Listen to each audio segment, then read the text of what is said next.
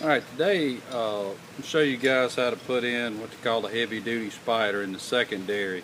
This is primarily for use in the XP1000, but I guess if you're having trouble or breaking the stock ones in other models that have the EBS style secondary, then you can certainly swap yours out too. This is just to kind of give you also a comparison. This is a stock one, not Yamaha, but Polaris is spec, made out of, they tell me, powdered metal, and it'll crack on us and then destroy our secondary. And here's a cast steel, cast iron, whatever, heavier duty material. And so this is a really cheap insurance to keep this from cracking and destroying a very expensive secondary clutch, having you down out wherever it is you are in the middle of nowhere. So just going to show you how to put one of these in. I have a secondary here. It's not actually from a 1000, but they all look the same, just the way they mount up is a little different. You'll notice a EBS style secondary from the rollers. It's also called a roller style. It's actually going in my Ranger 900 that we just bought. But basically, you just take the 4 screws out of the helix.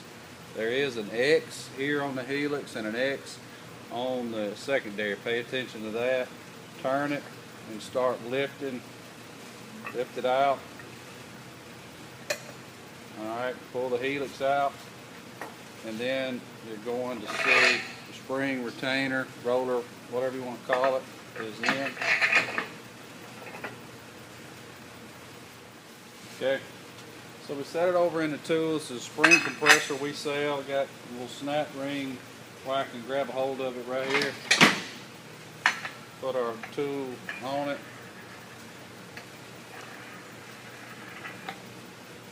Tighten it down. Just, so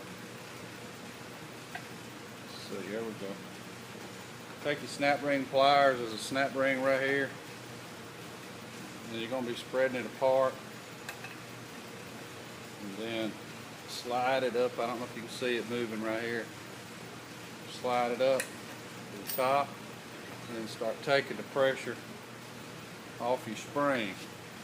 One thing you need to know about this spring retainer, spider retainer, whatever you want to call it, is it has I call it a missing tooth. By the way, I'm not always right on with the terminology. But anyway, it has what's called, I'll take the one we're getting, I don't know if we can see it, right inside here. It may be hard to tell, but you'll see it's got a skip a tooth, and it has to be in there for alignment purposes.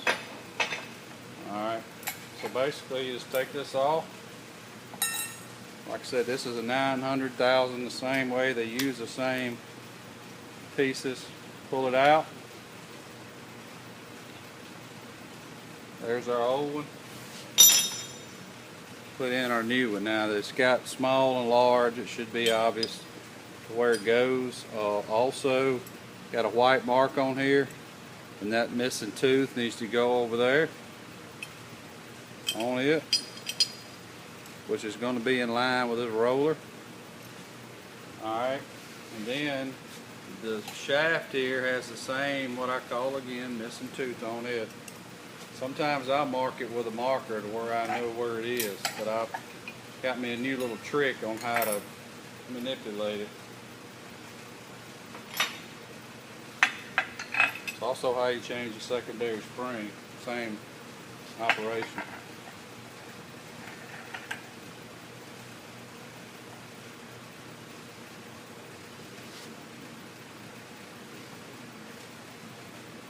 Alright, now what I like to do at this point is stop about midway and grab a hold of my snap ring and spread it and get it partially down the shaft a little bit, and then come on with it, and you're going to feel it bottom out. Well, I got lucky. I got the most luckiest I ever done doing this. Mine just happened to be perfectly aligned, so let me bring it back up to where it's not aligned and move it around a little bit. Alright, so when I tried to come down, I bottom out, well, my little slot for my snap ring in there. Typically, I'll just kind of feel it. That's why I say sometimes I mark it where I'll know where they are.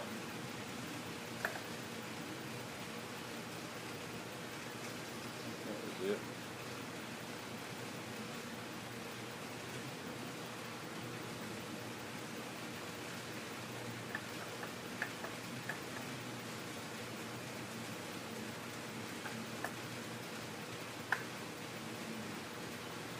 There it goes.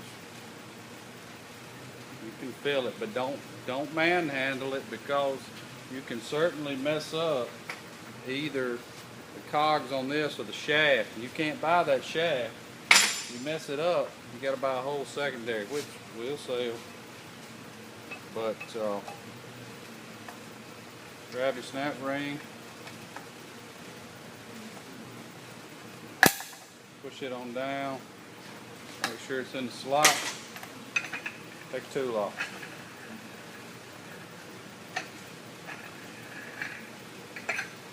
Then take your helix, find your X on here, which mine's right here. Here's my X. Put it in there.